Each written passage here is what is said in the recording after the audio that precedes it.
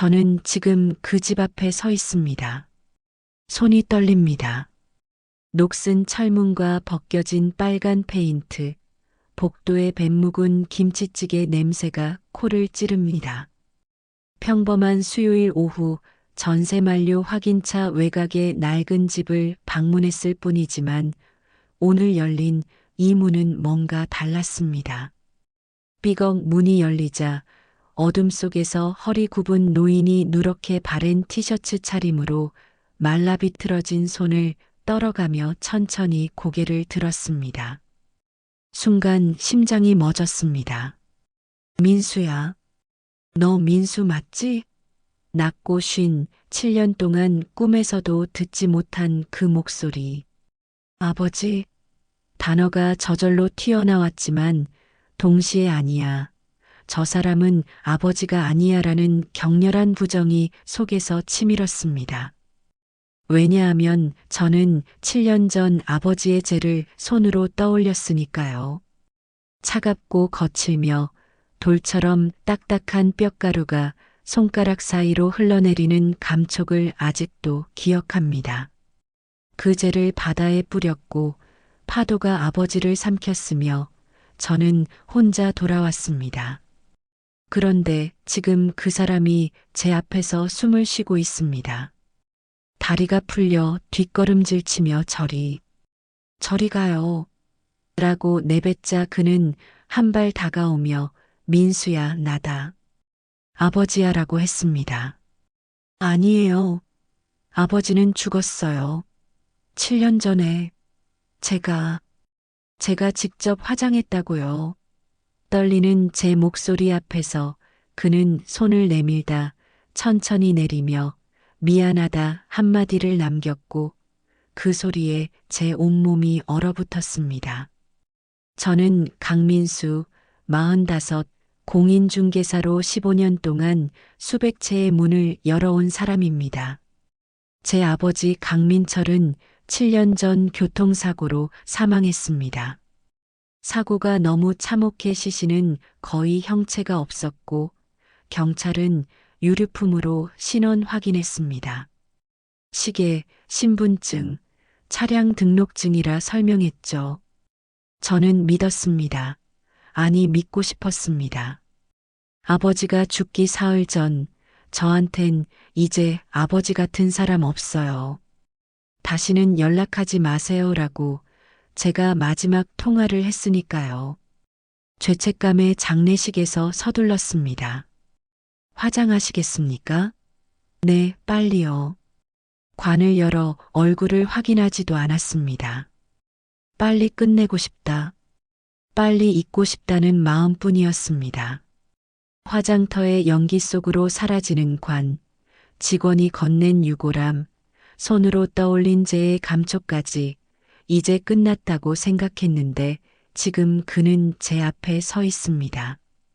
신분증 보여주세요. 당신이 정말 강민철이라는 증거를 보여주세요. 제가 떨리는 목소리로 요구하자 그는 신분증은 없다. 7년 전에 없어졌어. 사고 때라고 고개를 숙였습니다. 가슴이 철렁 내려앉은 채 방 안을 훑었습니다.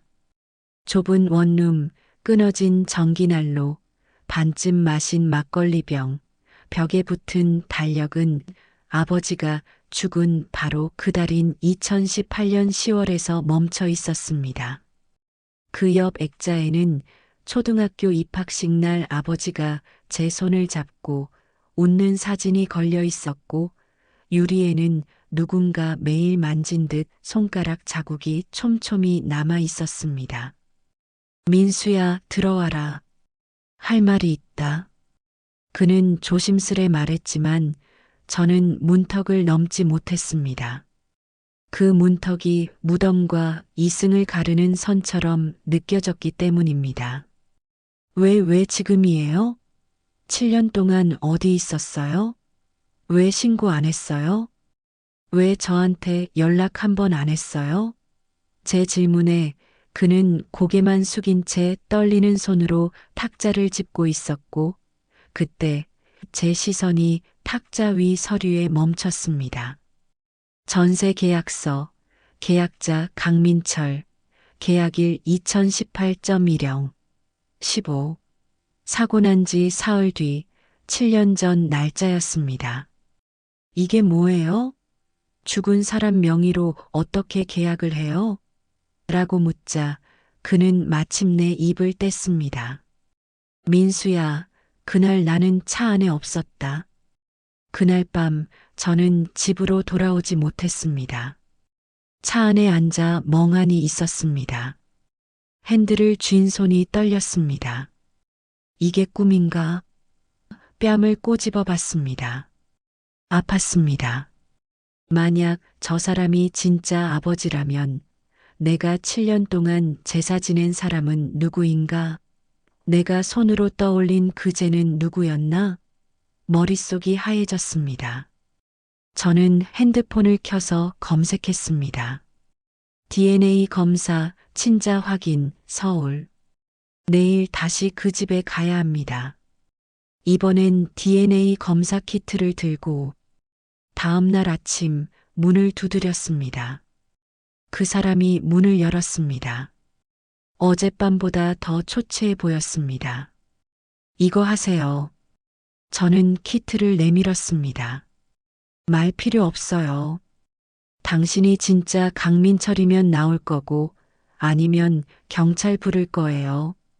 그 사람은 한참 동안 키트를 바라보다가 천천히 고개를 끄덕였습니다.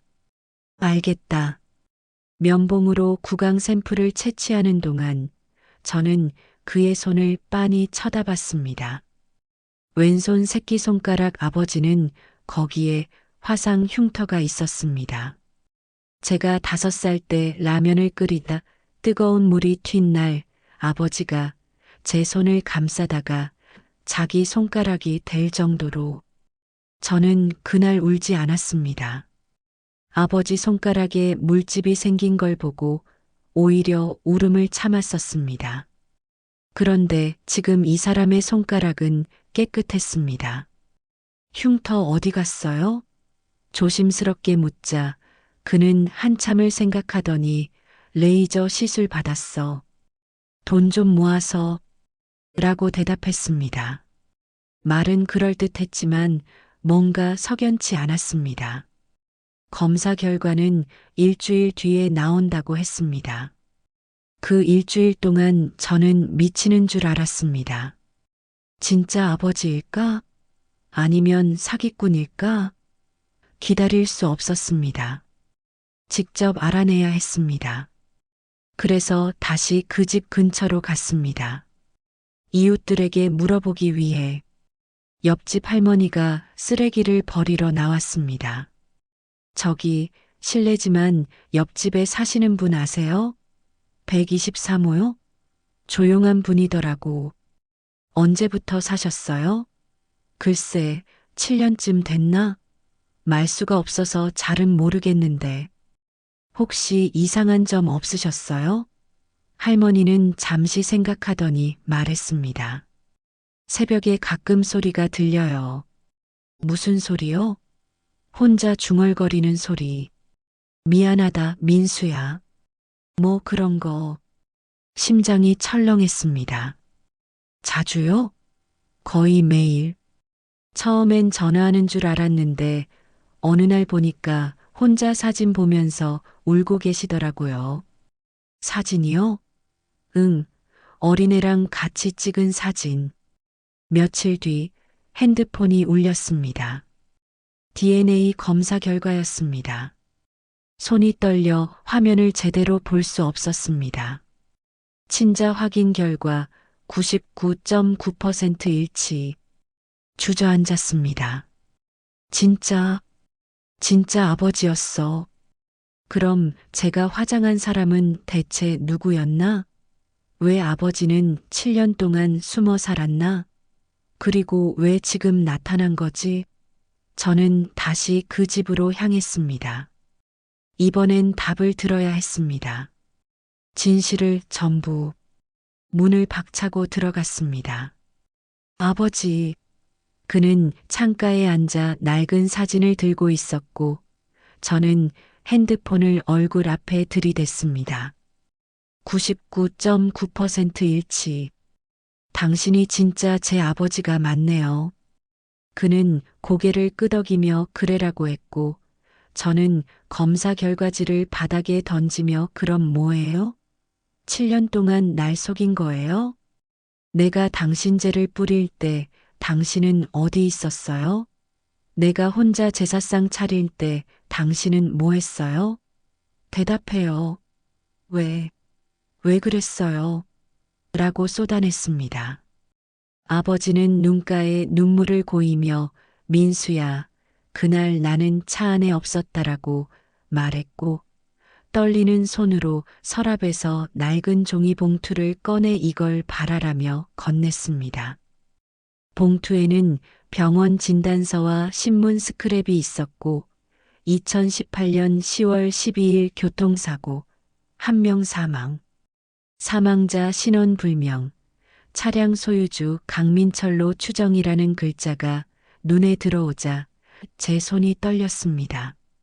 아버지는 그날 아침 회사에 채권자들이 몰려와서 차를 몰고 도망쳤어. 1시간쯤 달리다 편의점에 들러 담배를 사러 나왔는데 차 시동을 켜둔 사이 누군가 차를 몰고 갔고 5분 뒤 사고가 났어. 시신이 너무 타서 얼굴을 알아볼 수 없어서 차량 등록증과 신분증으로만 신원을 확인했대. 그게 다 차 안에 있었으니까라고 설명했습니다. 저는 그럼 경찰이 그 사람을 당신으로라고 중얼거렸고 아버지는 그래. 나도 처음엔 신고하려 했지만 그날 저녁 병원에서 어떤 사람이 날 찾아왔어라고 하더니 금융감독원 특별조사팀 명함을 꺼내 보이며 그가 말했지. 강민철 씨, 당신이 죽은 걸로 처리하면 당신 회사 직원 12명이 살 수 있습니다. 회사가 부도 직전이었고 내가 사망하면 사망보험금 5억이 나와서 직원들 퇴직금과 빚을 정리할 수 있었거든이라고 덧붙였습니다. 제 가슴이 답답해져 그래서 죽은 척을 한 거예요? 라고 묻자 아버지는 밤새 고민했어. 내가 살아 돌아가면 직원들이 거리에 나앉고 아이들 학비도 못 내고 집도 빼앗길 상황이었어. 차라리 내가 없는 게 낫다고 생각했지라며 고개를 숙였습니다. 저는 주저앉아 그럼 저는요? 저도 당신 직원이었나요? 라고 쏘아붙였고 이내 아니에요. 저도 거리에 나앉을 뻔했다고요. 당신이 죽고 나서 사채업자들이 저한테도 와서 아버지 빚 갚으라고 했어요. 그걸 정리하느라 제 적금, 펀드 다 깨고 2년을 밤낮 없이 일했어요. 아세요? 라고 목이 메인 채 터뜨렸습니다. 아버지는 떨리는 손으로 제 어깨를 잡고 미안하다, 정말 미안하다라 했고 저는 미안하다고 끝나요? 그런데도 전 당신한테 미안했어요. 다시는 연락하지 마세요가 마지막 말이 될 줄 몰랐으니까 라고 울부짖었습니다. 아버지도 나도 하루도 안 힘들었던 적이 없었어. 매일 내 생각만 했지. 민수는 잘 지내나 밥은 먹나라고 울먹였고 제가 그렇게 궁금하면 전화 한 통이라도 하시지 그랬어요. 라고 하자 못하겠어. 내가 날 미워하는 거 알았거든이라고 대답했습니다. 한동안 침묵이 흐른 뒤 제가 그럼 7년 동안 여기서 뭐 하신 거예요? 라고 묻자 아버지는 서랍에서 낡은 공책을 꺼내 이걸 봐라라며 건넸고 펼쳐보니 일기장에 2018년 10월 13일 오늘도 민수 생각을 했다. 전화하고 싶지만 할 수 없다. 나는 죽은 사람이니까. 2019년 3월 5일 민수 생일이다. 케이크를 사 혼자 먹고 초를 켜 소원을 빌었다. 민수야, 행복해라. 2020년 12월 25일 오늘 길 건너편에서 민수를 봤다. 수염도 나고 좋은 코트를 입고 있었다. 잘 사는 것 같아 다행이다. 공책이 손에서 미끄러질 뻔했고 눈물이 뚝뚝 떨어지자 제가 아버지라고 부르며 손을 내밀었고 아버지는 제 손을 꼭 잡고 나는 죽은 사람이었지만 아버지는 그만둘 수 없었어라고 말했습니다. 다음 날 아침 아버지가 쓰러졌습니다. 가슴을 움켜쥐고 바닥에 무릎을 꿇자 제가 아버지라고 외치며 119를 불렀고 구급차가 도착해 병원으로 향했습니다. 응급실 앞에서 의사가 보호자시죠? 라고 묻기에 네라고 답하자 그는 환자분 심장에 문제가 있습니다. 심근경색 초기 증상이에요 라고 했습니다. 치료하면 되죠? 라는 제 물음에 의사는 차트를 보며 솔직히 말씀드리면 환자분 이미 심장병 병력이 오래됐습니다. 7년 전부터 기록이 있네요. 당시에도 위중했고라고 말했습니다. 손에서 힘이 빠졌습니다. 7년 전부터요? 라고 되묻자 네, 당시 담당 의사 소견으로는 1, 2년 시한부였던 것 같은데 어떻게 이렇게 오래 버티셨는지라고 했고 저는 다리에 힘이 풀려 복도 벤치에 주저앉았습니다. 7년 전부터 심장병이 있었다고? 그럼 아버지는 자신이 오래 살지 못한다는 걸 알고 있었던 거야. 그래서 죽은 척을 한 건가? 새벽 2시 아버지가 눈을 떴습니다. 제가 침대 옆에 앉아 민수야 하고 부르길래 왜 말 안 했어요? 심장병이라고 묻자 아버지는 말하면 내가 걱정할까 바라며 희미하게 웃었습니다. 지금도 늦지 않았어요. 치료하면 돼요라고 말하자 아버지는 차가운 손으로 제 손을 잡고 민수야, 아버지 이제 오래 못 산다. 아니, 들어라. 아버지가 하나 더 고백할 게 있다. 심장병이 7년 전부터 있었던 거 의사가 말했지? 라고 했습니다. 제가 네라고 하자 사실은 사고 나기 전부터 알고 있었어. 의사가 1년 길어야 2년입니다 라고 했거든. 그래서 그날 그 제안을 받았을 때 생각했지. 어차피 죽을 몸이면 적어도 직원들이라도 살리고 죽자고라고 털어놓았습니다. 눈물이 흘러내렸습니다. 그럼 지금까지 버틴 게 하자, 응, 기적이지. 의사들도 놀라더라라고 대답하며 천장을 바라보던 아버지는 근데 말이야. 7년을 더 산 이유가 있어라고 덧붙였습니다. 뭔데요? 라고 묻자 너 때문이야. 매일 내 생각을 했어. 조금만 더 살아서 민수 얼굴 한 번만 더 보자. 그게 날 살게 했어라는 말에 목이 메어 고개를 숙였고 눈물이 뚝뚝 떨어졌습니다. 며칠 뒤 아버지는 퇴원했지만 혼자 살 수 없는 상태였기에 저는 제 집으로 가시죠라고 말했고 아버지가 민수야 괜찮아. 나 혼자라며 손사래를 치자 안 돼요. 이제 제가 보살필 거예요라고 단호히 말했습니다. 아버지는 눈물을 글썽이며 고맙다라고 답했습니다. 집으로 데려온 첫날 어색함이 집안에 퍼졌습니다. 아버지는 남의 집에 온 사람처럼 거실 소파 끝에 조심스레 앉았고 내가 편하게 계세요라고 말하자 짧게 응 하고 답했습니다. 된장찌개와 김치, 계란말이를 차려드리니 숟가락을 들던 아버지가 민수야, 내가 요리를 하다니라며 놀라 했고 나는 혼자 살다 보니 배웠어요라고 답했습니다. 우리는 오래 침묵했지만 그 침묵 속에서 얼음처럼 굳었던 것이 조금씩 녹아내렸습니다.